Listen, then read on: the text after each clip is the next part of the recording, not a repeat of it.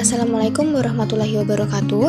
Pada pertemuan kali ini, kelompok 12 akan mempresentasikan hasil tugas kami mengenai perilaku konsumen dalam era bisnis online. Submateri yang akan kita bahas kali ini yaitu mengenai faktor yang mempengaruhi perilaku konsumen online, tipe dan perilaku konsumen online, media, promosi, dan fungsinya bagi konsumen, serta upaya konsumen dalam mengurangi risiko pembelian. Pertama, faktor yang mempengaruhi perilaku konsumen online. Saat ini, hampir semua kebutuhan sehari-hari sudah dapat diperjualbelikan melalui internet, termasuk diantaranya produk makanan, jasa penjualan tiket, atau bahkan sampai ke jasa transportasi sudah terdapat pada online. Dengan kondisi yang serba online tersebut, apakah ada dampak bagi perilaku pembelian konsumen? Jawabannya pasti ya. Apabila semua konsumen melakukan pembelian melalui datang secara langsung di tempat di mana produk atau jasa yang akan dibeli, maka sekarang konsumen cukup hanya dengan duduk di depan komputer yang tersambung dengan internet.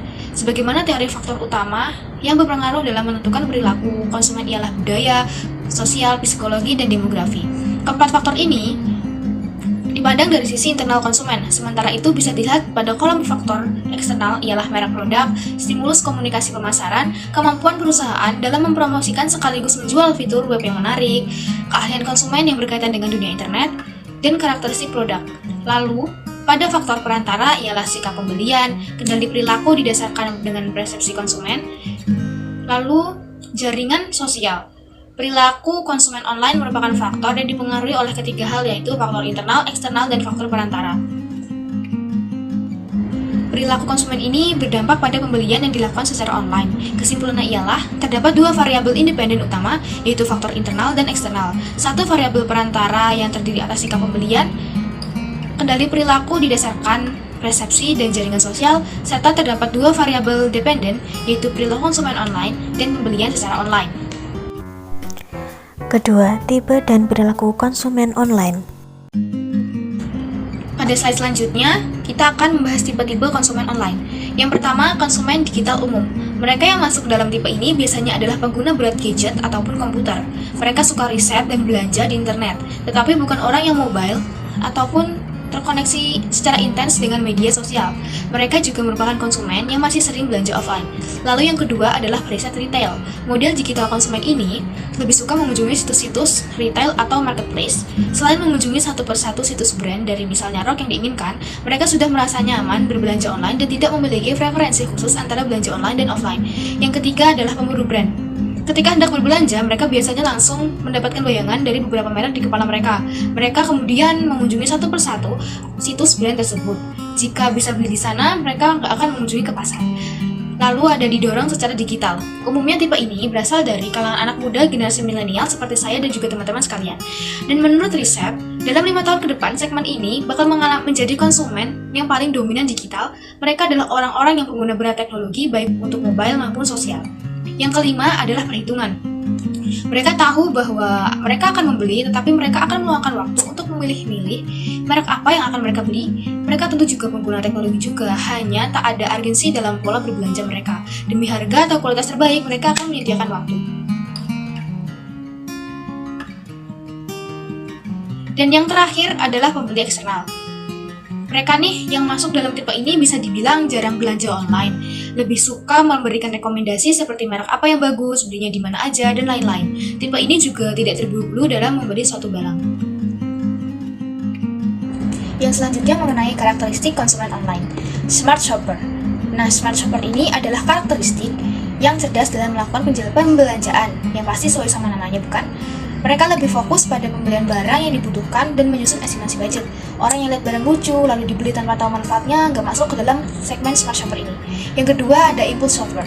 Keputusan pembelian online pada segmentasi ini dapat disimpulkan sangat impulsif. Faktor-faktor pendorong seperti spontanitas, keterdadakan, dan tidak mempertimbangkan hal lain adalah karakteristik segmentasi ini.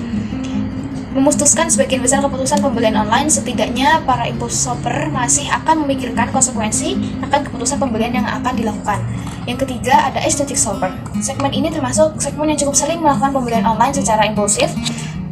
Faktor pendorongnya itu seperti emosi, terus spontanitas yang lebih mempengaruhi segmentasi ini.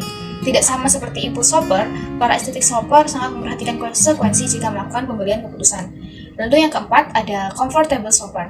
Karakteristik segmen ini adalah keputusan pembelian online, impulsifnya termasuk yang spontan, tidak banyak pertimbangan, dan bersifat buru-buru. Segmen ini dapat dikategorikan salah satu segmen yang cenderung membuat keputusan pembelian online secara impulsif. 3. Media promosi dan fungsinya bagi konsumen. Media promosi dan fungsinya bagi konsumen. Social networking. Social networking merupakan sarana yang dapat digunakan untuk melakukan interaksi, termasuk efek yang dihasilkan dari interaksi tersebut dari dunia virtual. Karakter utama dari situs jejaring sosial yaitu penggunanya membentuk jaringan pertemanan baru. Blog adalah media sosial yang memfasilitasi pengguna untuk mengunggah kegiatan sehari-hari, memberikan komentar dan berbagi dengan pengguna lain. Seperti berbagai tautan, web, informasi, dan sebagainya.